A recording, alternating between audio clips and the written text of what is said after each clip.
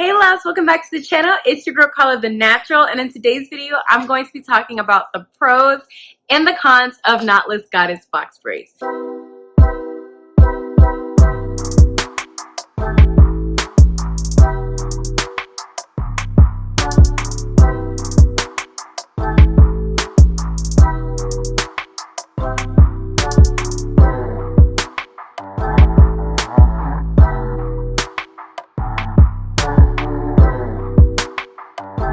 Alright you guys, so before we get into this video, if you aren't already, be sure to go ahead and subscribe to the channel and give this video a thumbs up because it's going to be very informative and I hope we're going to all learn a lot. Alright, let's go ahead and hop right into this video. So you guys, I have had these in my hair for 3.5, almost 4 weeks now, you guys. So since I've had them in my hair for about a month, I can give you guys a good review with some pros and some cons for you guys if you're deciding on whether or not to do this hairstyle.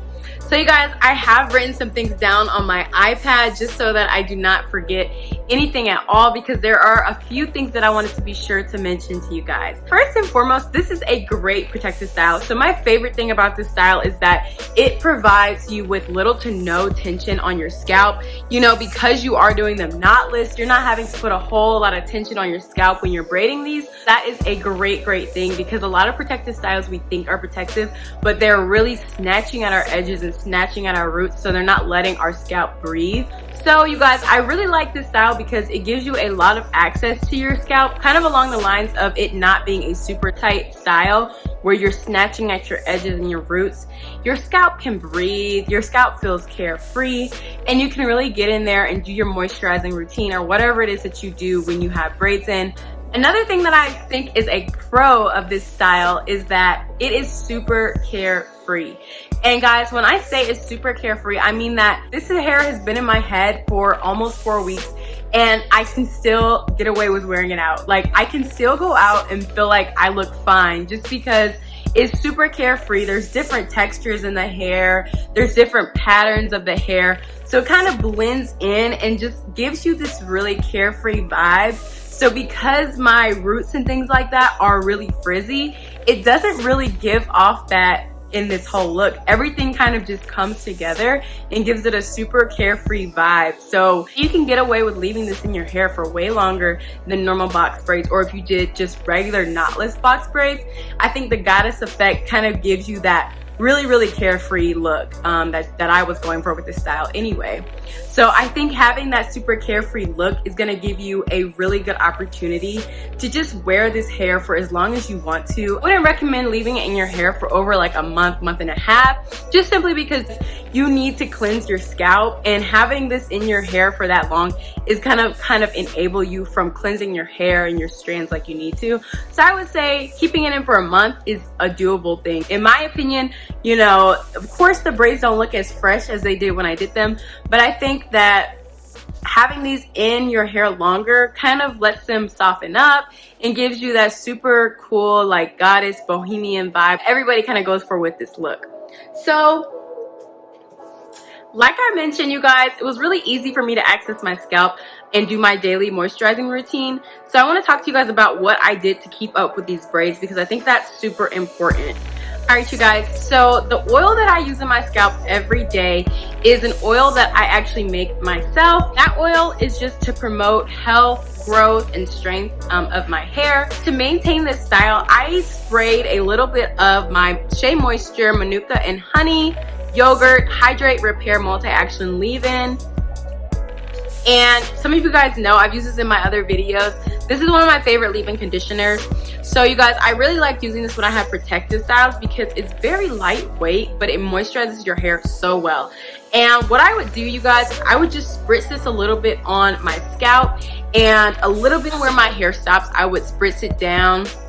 And then what I would do is I would just go in with my hands and kind of just squeeze it in there like this, and I will show you guys right now. I would just spritz this on my roots and on my hair, pretty much surrounding where I feel like my hair is in the braids, and I just kind of work it down, work it in, massage it into the root, and just work it down the braid. And you guys, I would do this every other day.